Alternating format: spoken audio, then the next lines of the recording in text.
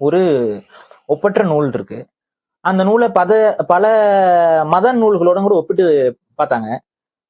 அந்த மத நூல்களை விட ரொம்ப சிறப்பான, தனித்துவமான, அதே சமயத்துல உறுதியான கருத்துக்களை கொண்ட நூலாக வள்ளுவம் இருக்கு. உங்களுக்கே தெரியும் மத நூல்கள் எவ்வாறுனா அது அது வந்து கடவுளே வந்து கொடுத்தது அப்படின்னு தான் அதை நியாயப்படுத்திடுவாங்க. அந்த கருவு மட்டும்தான் அதுதான் அந்த கடவுளே வந்து சொல்லியிருக்காரு அப்படிங்கிற கருத்து இருக்குது. ஆனா திருக்குறள் வந்து அவ்வாறு இல்ல. இதை எழுதியது ஒரு மனிதர் அப்படிங்கிறது வந்து அந்த நூல் படிக்கும் பொழுதே நமக்கு தெரியும். தெய்வத்தால் ஆகாதெனினும் முயற்சி தன் மெய்வருத்த கூலி தரும் அப்படின்னு அவர் வள்ளுவர் எழுதுறாருன்னா, அங்க தெய்வமே அவருக்கே இல்ல அப்படின்னா, அவராலேயே செய்ய முடியல அப்படின்னாலும், உன்னுடைய முயற்சி, உன்னுடைய உடலை வருத்தி நீ செய்யக்கூடிய முயற்சிக்கு ஒரு கூலி உண்டு, கூலி தரும் அப்படிங்கிறாரு.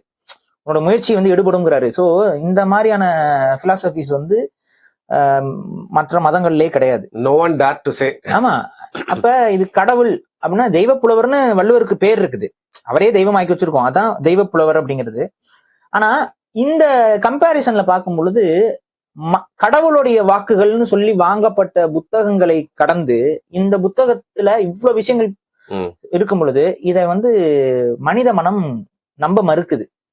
இது எப்படி இவ்வளவு சிறப்பா ஒரு ஆளால எழுத முடியும்? பெர்ஃபெக்ஷன் எப்படி இவ்வளவு கரெக்டா அக்யூரேட்டா எல்லா காலத்துக்கும் பொருந்துற மாதிரி அவர் என்ன டைம் டிராவல் பண்ணி பார்த்தாரா, இல்ல எப்படி அவர் ஏதாவது சூப்பர் நேச்சுரல் பவர் அவருக்கு இருந்துச்சா, எப்படி இது எல்லாத்தையும் அவர் யோசிச்சு எழுதினாரு?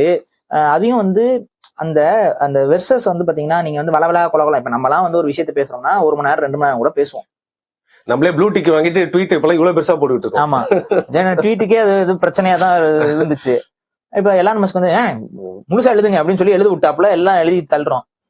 ஆனா 2 வரிக்குள்ள 7 கடலை சுருக்கி அந்த ஒரு கடுவுக்குள்ள வைக்கிறது மாதிரி குரல் அப்படின்னு சொல்லி ஔவையார் பாடுவாங்க.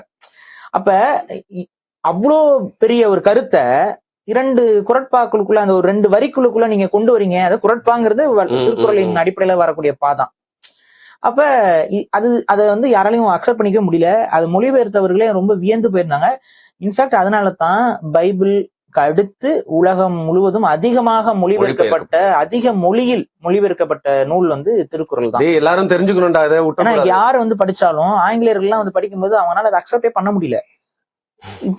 நம்ம என்னடா இவங்க வந்து ஏதோ மேலாடை இல்லாம இருக்கிறானுங்க, ஏதோ மாடு ஆடு மேய்ச்சிக்கிட்டு இருக்காங்க நம்ம பாத்துக்கிட்டு இருந்தா இவங்களுக்குள்ள என்னடா இருந்திருக்கு, இவங்களோட லாஸ்ட் சிவிலைசேஷன் என்ன ஏதுன்னு அவங்களுக்கு ஒன்றும் புரியல. அதனாலதான் அதெல்லாம் மொழிபெயர்த்து இதை வந்து நம்ம வெளியில கொண்டு போகணும்னு சொல்லிட்டு தான் அவங்க அப்படி கொண்டு போனது.